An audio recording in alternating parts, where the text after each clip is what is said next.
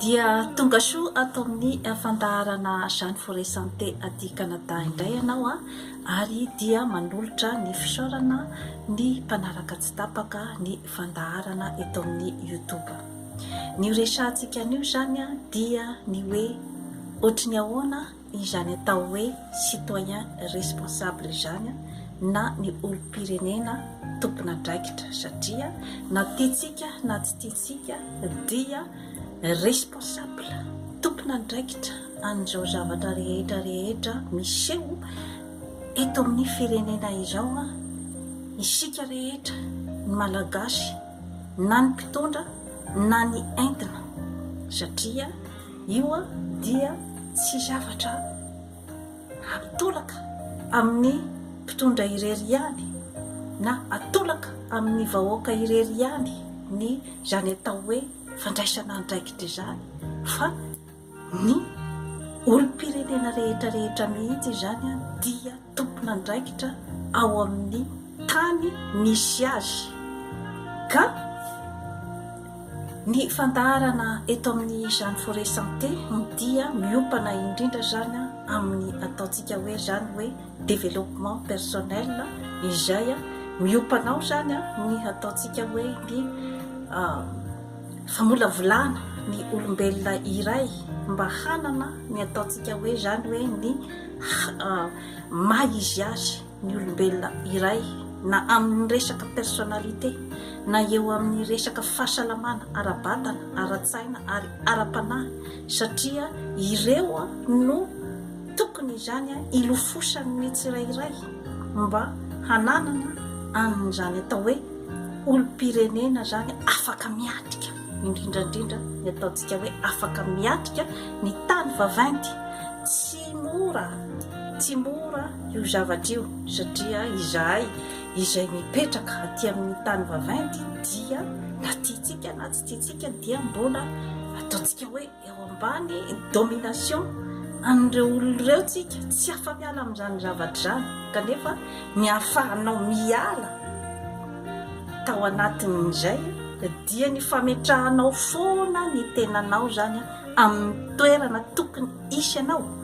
dia efa verimberiko eto foana ny atao évaluation personnelle ny olona anankiray, inona ny force-nao ary inona ny faiblesse-nao, ary tokony hanana ny atao hoe estime de soi sy ny ataontsika hoe zany hoe ny confiance en soi ny olona ao amin'ny firenena iray, na ny mpitondra na ny vahoaka vao afaka hiroso amin'izany atao hoe fampandrosoana zany ny firenena iray. Ka raisiko amin'izany zavatra zany ohatra dia ny firenena sinoa ohatra, manana ny maha izy azy ry zareo, natao ara hoe efa mampiditra ny ataontsika fivoarana aty amin'ny tany vaventy izy, fa mbola mitazona foana ny maha izy azy ary tsy mena mitaha mihitsy amin'izany zavatra rehetrarehetra izany dia miainga eo amin'ny fikojany ny toe-tsaina, miainga ny amin'ny hoe maharesy lahatra azy izany ny hoe ny valeurany izany zavatra rehetrarehetra, ary indrindra kojainy ny tenany. Misy dikany ike reny hoe arts martiaux reny, misy dikany ike reny hoe méditation reny, ny fikojana ny toe-tsaina mba hilamina ho afaka hiatrika ny fiainana, ho afaka hiatrika ny fisamboaravoaran'ny fiainana, ho afaka hiatrika ny olona izay mety miataky anao, izay afaka mety hanao tsindry azo lena aminao, satria mieritreritra anao ho olona ambany dia azo tsindritsindrina fotsiny. Izany zavatra rehetrarehetra zany miezaka izy amin'ny ara-tsakafo, jerevo tsara rehefa mandeha amin'ireny restaurant chinois reny ianao dia tsy maintsy misy legioma ary tsy maintsy misy ny ataontsika hoe zany ny protéine végétale izay mitondra ny fahasalamana, ary dia tsy dia betsaka zavatra matavy ny zavatra hoan'ny ny sakafo karakarain'ny sinoa, kanefa dia matsiro misy dikany daholo reny zavatra rehetrarehetra ireny ka izay no antony izany anitanako ny olona eto amin'ny fandaharana zany forêt santé kojaho ny tenanao aloha ho afaka hanana ny ataontsika hoe capacité de convaincre zany zavatra zany dia mbola tsy hananantsika be dia be ny ao anatiny zany atao capacité de convaincre ary ny capacité de négocier zany zavatra rehetrarehetra izany hoe raha ohatra ka ao amin'ny taninao ianao dia tokony hanana ny atao hoe personnalité mipetrapetraka tsara manoloana ny vahiny. Ny fitenenana fa hoe tsy mila vahiny izay kosa angamba ny aloha dia ataoko fa tsy ahafahantsika miroso lalindalina kokoa zany izay zavatra izay amin'ny fomba ahoana moa ny ilazanao fa tsy mila vahiny. Ny olombelona rehetrarehetra dia mifampila daholo ny vahiny anie ka mila ny olona koa mpiavy aty ohatra tia Canada zao ohatra dia mila ny mpiavy izy izay ny antony anaovany ny politique d'immigration satria fantany fa tsy vitan'izy rehetra tompotany ny asa rehetrarehetra izay misy eto sy ny fampandrosoana dia izay no ahafahany mampiditra mahatonga azy mampiditra ny migrant tsisy hafan'izany koa ny any amin'ny tanitsika ny any amin'ny tany andalam-pandrosoana rehetra matoko izy mampiditra ny tany vavainty ny olona avy any amin'ny tany vavainty dia ilainy ny teknôlôjia sy ny hevitra avy amin'ireo izay nefa tsy midika raha ohatra ka manafatra ny immigrant aty ireo kanadiana ireo tsy midika akory zany fa avelany ianao zay tiany atao aty ny immigrant zay ampidiriny fa tena ao anatin'ny contrôle ny tanteraka ny olona zay ampidiriny eto zavatra ohatran'izany koa no tokony izany ataotsika any Madagasikara amin'ny fiarahana miasa amin'ny tany vavainty satria efa averimberiko eto foana ny amin'ny hoe tsy misy olona ambony sy ambany izany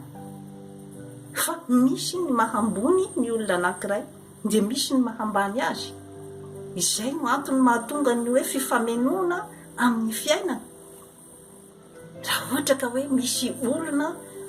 marina fa ny tany vavainty dia ananany ny vola, ananany ny materiel, ananany ny fahaizana, ny teknôlôjia, ny fikirakirana an'ireo zavatra rehetrarehetra ireo fa matoa izy mbola mandeha any amintsika dia misy zavatra tsy ananany zany ka izay zavatra izay no tokony izany anaovantsika ny ataontsika hoe auto évaluation ny hoe mba tsy ho ambanimbaninin'ny olona hoe rehefa hoe olona ohatrohatran'izao zany ny atao hoe ambony dia ny olona ohatrohatran'izao zany ny atao hoe ambany ka izay zavatra izay zany dia mbola miraikitra foana zany ao amin'ny toe-tsaintsika malagasy. Manan-karena sika, manan-karena manana ny zavatra rehetrarehetra sika efa naverimberiko eto foana eto amin'ny fandaharana zany forêt santé fa ny fomba moahanao azy no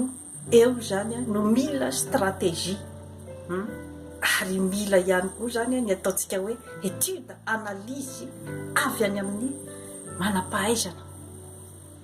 ka isika zany mbola averimberiko eto foana fa ny toe-tsaina no eo zany isika no tena mbola reraka dia reraka tokoa satria efa nazavaiko teto tamin'ny hoe ahoana ny ahitana ny asambarana efa nazavaiko teto hoe filoham-pirenena ohatry ny ahoana no tokony hitondra ny Madagasikara, efa nazavaiko teto ny hoe inona ny antony mampahatra any Madagasikara, efa nandefa ihany koa ny tenako ny amin'ny hoe ahoana ny fomba atao zany hampandrosoana any Madagasikara, hevitra avy aty ihanyko izany zavatra izany efa nazavaiko teto ihany koa hoe inona ny atao mba hampanan-karena ka ireny zavatra rehetrarehetra ireny zany a dia anjara brika raisiko amin'ny maha citoyen responsable ny tenako, ny hoe teratany malagasy ny tenako manana ny hoe mba fomba fijeriko zany ny hoe inona ny mbola blocage tsy mahatafavoaka atsika eo amin'ny toetsaina eo ihany. Maro moa zany ny teny hoe inona moa zany no ataonao miatona any Canada any, inona no antony tsy ahatongavanao aty mba hampandroso ny taninao. Misy fotoana ny daholo ny zavatra rehetrarehetra tompoko lahy sy tompoko vavy. Ny anjara biriky apetrako aloha amin'izao fotoana zao dia ny mametraka ny ataontsika hoe zany hoe ny conscientisation ny malagasy, ny hoe volamena ianao, avoay ny mahavolamena anao fa tsy hoe andeha hososen'ny olona fotsiny amin'izao fa hoe akoso-bolamena no aretiretiny eran'io dia ianao volamena ahosiosy ary amin'ny tany dia manaiky ianao. Ity firavaka anaovako ity dia volamena no vidiko tany Madagasikara ty, ary ity firavaka ilan'ity tsy saraka ana reto firavaka anankiroa reto dia nividiko taty Montréal ary nitovy ny fotoana nividianako azy. Ity zany dia plaque or no nividianako azy, ity dia volamena tena volamena, ary ity eto ambozonako eto ity dia volamena ihany koa tany Madagasikara. Ilazako aminareo fotsiny fa efa vasoka dia vasoka ity plaque or nividiko ity. Ity no atao hoe akoso-bolamena. Hatramin'izao ity volamena no vidiko tany Madagasikara ty mbola mamiratra. Tiako ampitaina fotsiny amin'izany zavatra rehetrarehetra izany dia ny hoe rehefa manana ny ataontsika hoe valeur non périssable ny tany anankiray, ny olombelona anankiray, satria misy resaka olona koa ao anatin'ny fampandrosoana,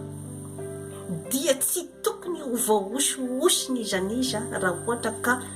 mipetraka amin'ny maha izy azy azy. Ny olana amintsika ao Madagasikara dia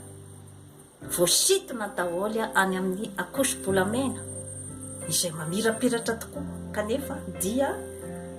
rehefa avy eo amin'izay dia zay vao hita fa miahavasoka lay volamena, lay akoso-bolamena miahavasoka dia inona korangaty fa famitahana rano fotsiny satria tsy nandinika ianao, tsy nividy ianao zany dia tsy nandinika tsara hoe inona zany no hiafarany ty zavatra ty. Ka izay akoso-bolamena zay zany izay no hita eran'io zany mahajamba ny vahoaka malagasy amin'izao fotoana zao, fa tsy mijery ny tena volamena. Responsable daholo isika rehetra ny amin'ny zavatra misy amin'izao fotoana zao, ka izay no antony anaovako antony émission antony hifidy isika zany ny tena ho filohan'ny repoblika hitondra ny tany sy ny fanjakana amin'ny tindray mitoraka ity, dia tsy tokony hisy zany ny ataontsika hoe zany hoe ny fahadisom-panantenana amin'ny tindray mitoraka ity, fa ataovy ny adidinao amin'ny maha citoyen responsable anao fidio ny olona izay maharesy lahatra anao ny programa, ary tokony hijery ianao zany ianao izay mifidy ny hoe inona ny fiantefan'izany programa izany aty amiko, ary maka information betsaka zay ny tsy ampy amintsika malagasy izay lay hoe fakana ny vrai information zay fa dia sodoka fotsiny ny akoso-bolamena ny tenako manokana aloha dia tsoroka fa izaho dia tsy manao politika ary tsy momba na iza amin'ireo candidat izay hiditra eo ireo, tsy momba nizaniza fa ny afotsiny dia fa patsiahivana ny malagasy tombatombano tsara ny personnalité-ny tsirairay, iza no mety havita inona ny programmany, analyseo tsara ny programmany, inona no mety ho impactan'io programma io amin'ny tenanao. Zava-dehibe zany zavatra zany, tombatombano tsara, satria ny tena mahavoantsika malagasy koa dia ny ataontsika koa hoe ny resaka préjugé, ny olona ohatraohatran'izao dia ohatr'izao, ny olona ohatraohatran'izao dia ohatr'izao, tsy manao analyzy total na situation anankiray na ny olona anankiray, fa mora influencena. Zay koa zavatra tena faiblesse-tsika zay zavatra zay hoe mora influencena amina laingalainga, amina resaka ataontsika hoe amin'ny fitenin'ny tavaratra poerapoera, matetika zay poerapoera, ny olona poerapoera dia iny ny atao hoe zavatra, fa ny tena hoe volamena zany dia atao hoe olona dondrona izay somary tsy dia mielakelaka dia atao hoe olona dondrona. Dia ny olona mety ahasoanao ny fahaverimberiko eto foana zay zavatra zay, ary dia ny fandaharana asehoko eto koa dia ny hoe fisarihana ny olona amin'ny atao hoe esprit d'analyse, fisarihana ny olona ny amin'ny atao hoe curiosité. Ny curiosité dia ny fakanao information, ny famakiana boky, zany zavatra rehetrarehetra zany no mampandroso ny aty amin'ny tany vaventy, satria curieux reo olona reo, curieux ary tia fantatra ny amin'ny lalindalina kokoa ny momba ny situation izay mitranga, analyseny daholy ny zavatra rehetrarehetra izay mitranga manodidina azy mba hikatsahany ny atao hoe asambarany, ary ny famolavolana an'io atao hoe personnalité io, zava-dehibe io, zava-dehibe ny namakivakiako ny tany izay nidiaviko rehetra, na ny tany Frantsa na ny tia Amerika avaratra, dia lazaiko atsika rehetra izay manam-pahaizana, manana diplôma, ilaina ny diplôma, ilaina ny fahaizana, fa ny zava-dehibe dia ny fanananao ny personnalité metinao miatrika antony olona amin'ny tany vaventy itony, satria na inona zavatra holazainao dia mametraka an'izay famboniny zay izy, izay tsy midika fa hoe ianao ambany, ianao dia tokony koa mametraka ny toerana misy ianao. Teny alefako any amin'ny mpitondra zany zavatra zany, alefako amin'ny vahoaka malagasy ny hoe tsy maintsy mametraka ny toerana misy ianao, iza ary no anao an'izay amin'ny toerana misy ianao, na tiatsika na tsy tiatsika fifaninanana ane ny fiainana misy olona ve mieritreritra ny tena hoe manana pouvoir izy, bien sûr tsy maintsy ampiasainy izay pouvoir an'izay, fa ianao manodidina no tsy maintsy ikoa zany mametraka ihany koa hoe aiza ny toerana tokony hisy ianao, meka izany zavatra rehetrarehetra izany dia ny hoe efa nazavaiko teto ihany koa hoe inona ny atao hoe intimidation. Reny zavatra rehetrarehetra reny a dia tokony mba hananana ny notion an'izany zavatra zany. Ny hoe ianao ve dia manaiky hanaovana intimidation mandritry ny androm-piainanao iray manontolo, satria hoe tsy manana karazan-javatra ohatr'izao izay mamiratra angambany kanefa tadidio fa izay zavatra kalite anananao dia tokony ianao ihany no afaka hampamiratra azy fa tsy ny olona manodidina anao akory. Ao anatin'izany ny ataontsika hoe zany hoe ny toe-tsaina entina amin'ny hoe resaka fifaneraserana amin'ny vahiny, amin'ny vazaha ohatra. Tadidio fa tompon-tany ianao, efa zavatra goavana be zay zavatra zay,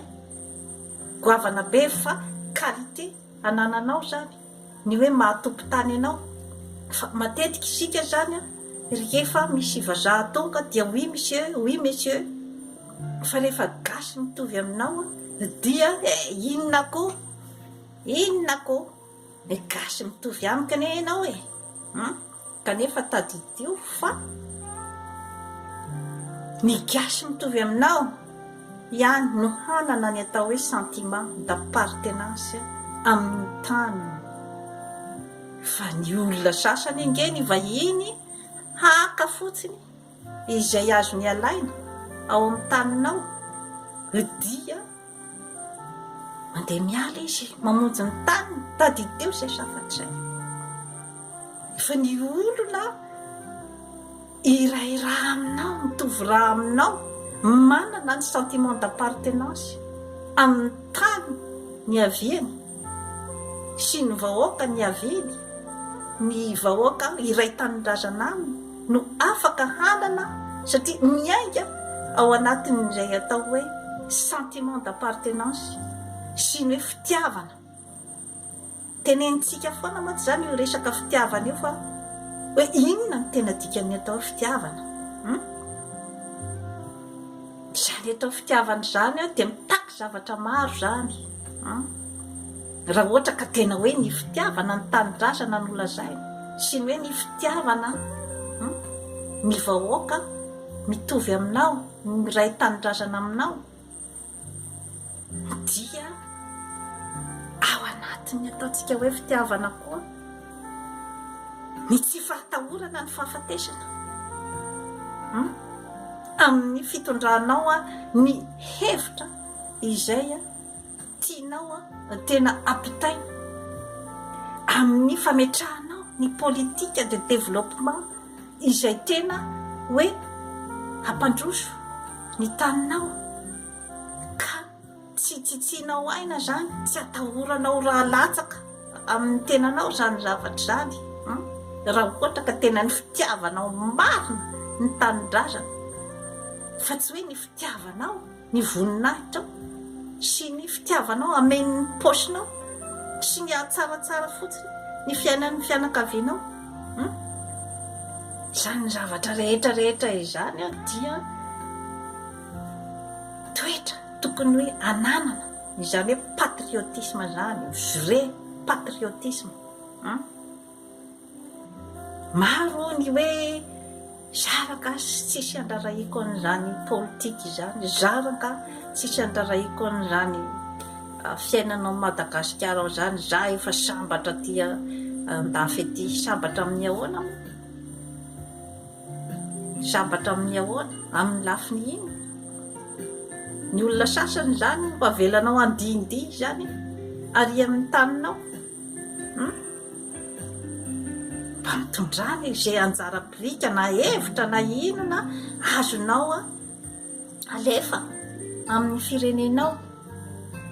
Ny zavatra misy koa zany mantsy ao Madagasikara dia ny hoe rehefa misy zany mba mitondra zavatra avy ety ivelany, mba mitondra ny traikefa sy ny zavatra hita ny fanahatsara ny taty ivelany, inona koa fa kongasy zany no mapety ny malagasy.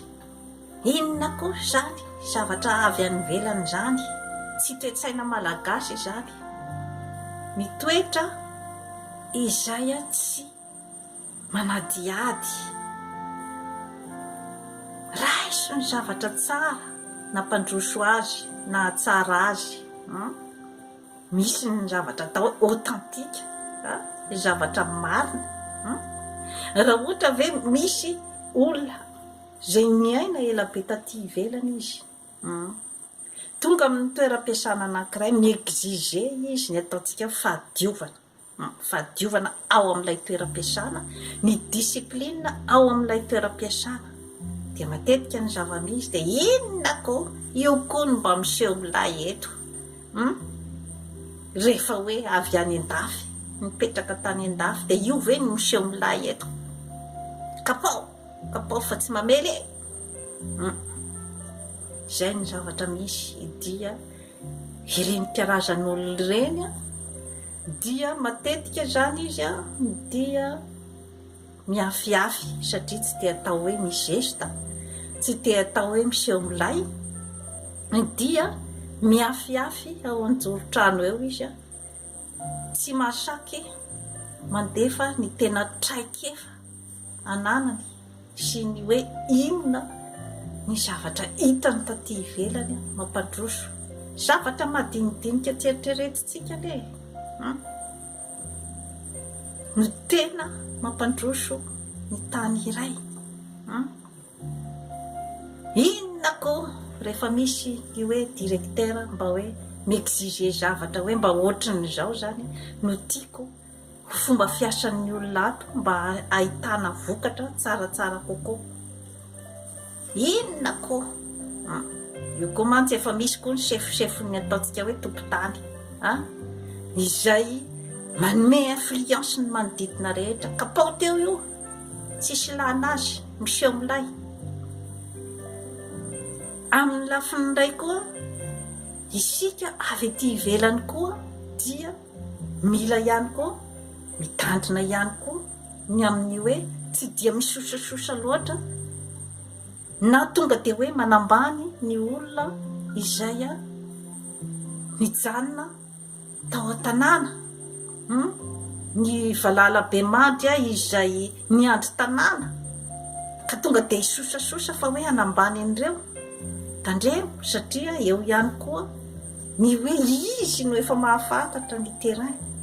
izy no efa mahafantatra ny système be rehetra izay ataony sy apetrany ao, ary indrindrandrindra ny fomba fiarahamonina amin'ny maha-malagasy izay tsy tokony ho tsinotsiniavintsika zay tonga avy ety, fa tonga dia hoe hitondra fotsiny izany ny hoe fandrosoana avy ety. Ny tiako fehezina ao anatin'izay zavatra rehetrarehetra izay dia ny hoe ny fahaizana mifanampy, ny fahaizana mifampiaina, ny fahaizana mitondra ny traikefa ny tsirairay izay mety azo atambatra ka andehanana amin'izany atao fandrosoana izany. Na tiatsika na tsy tiatsika, ny olona izay ela nipetraka taty dia voasehitra. Raha olona mataona nipetraka taty an-dafy ety amin'ny tany vaventy dia voasehitra izany, voasehitra teo amin'ny fiainana. Nahitany zany atao fiainana zany, nahitany zany atao hoe fanavakavaham-bolokoditra zany. Mandainga izay miteny fa hoe tsy mahita, tsy nahalalan'izany rasisme zany, mandainga zany. Tenako zao dia kanadianina fotsy hoditra ny vadiko, mifanerasera amin'ny fotsy hoditra ny tenako aty amin'izao fotoana zao ny tompon-tany. Mahafantatra tsara mihitsy an'izany atao hoe toe-tsaina fotsy hoditra zany. Kanefa dia ny manao izay marimaritra iraisana foana, iarahana amin'reto karazan'olo reto, mametraka foana ny valeuranao. Inona ny valeuranao mba tsy hososen'ny olona, anaovan'ny olona préjugé. Izay no zavatra ataonao fa tsy ny hoe akory hoe resaka haine na rancune na hoe tsy mitondra makaizy zany na ny règlement de compte tsy mitondra makaizy. Fomba fametrahanao foana zany ny hoe inona ny valeranao. Ny problema koa zany amin'ntsika